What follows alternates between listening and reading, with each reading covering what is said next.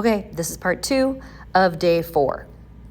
Just went through these bullet points, and now we're on the slave rebellion in Haiti, the Haitian rebellion of 1804. Okay, this video is going to be shorter because there's an actual YouTube video that you're going to watch, but I'm going to point out what things you're going to take from that video.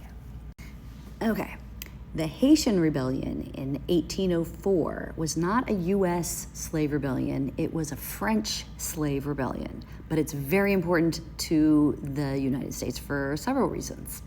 So Haiti is down here in this beautiful Caribbean, Bahamas, where Cuba is, the DR, down in here. That's where Haiti is. So Haiti was an island that was owned by France and had sugar plantations on it. So they had lots of enslaved Africans doing all the work on those sugar plantations.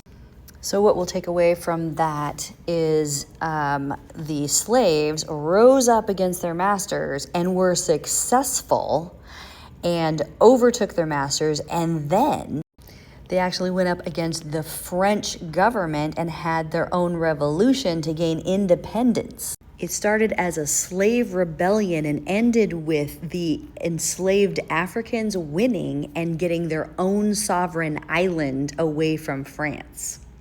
Huge, huge win. And that happened in 1804. So America knew about this. And the enslavers were like, what did they do and how can we prevent that from happening here?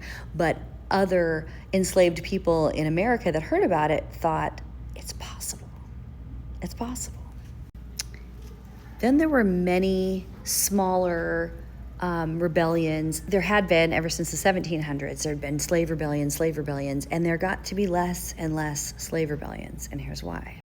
Every time there was a slave rebellion, the enslavers would go, what can we learn from this to keep it from happening again?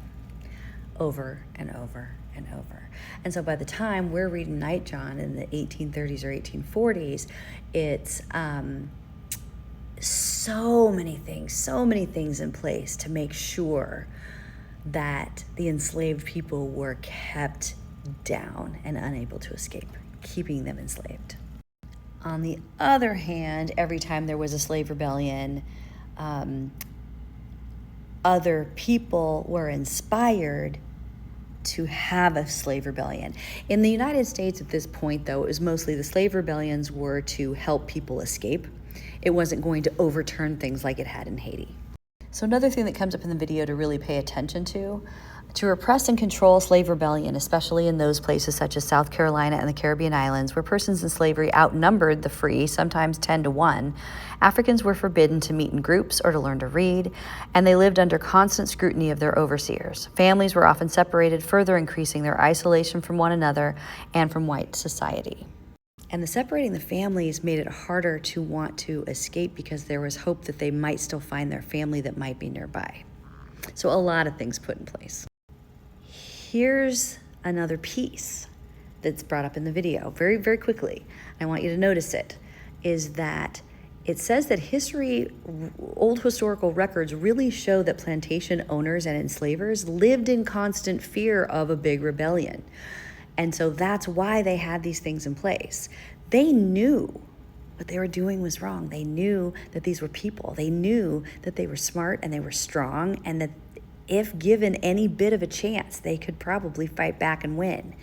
And so they had to put these things in place to keep them enslaved, which goes to show that they couldn't just say, oh, they're super inferior, or oh, they aren't really human, because if they really believed that, they wouldn't have had to put these things in place, right?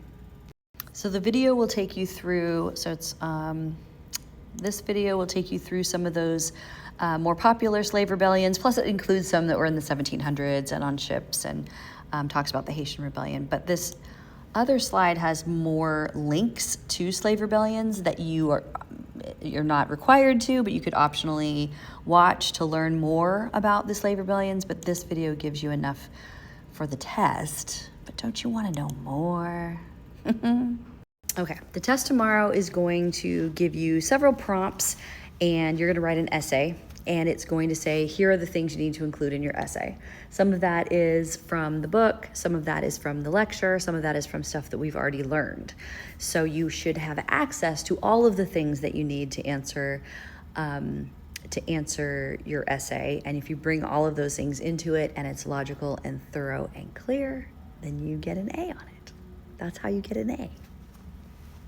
So review all your notes, go back to Canvas if you missed anything, review the slides to make sure you didn't miss anything, and you should have all you need to know to bring you to this point in history before we move on.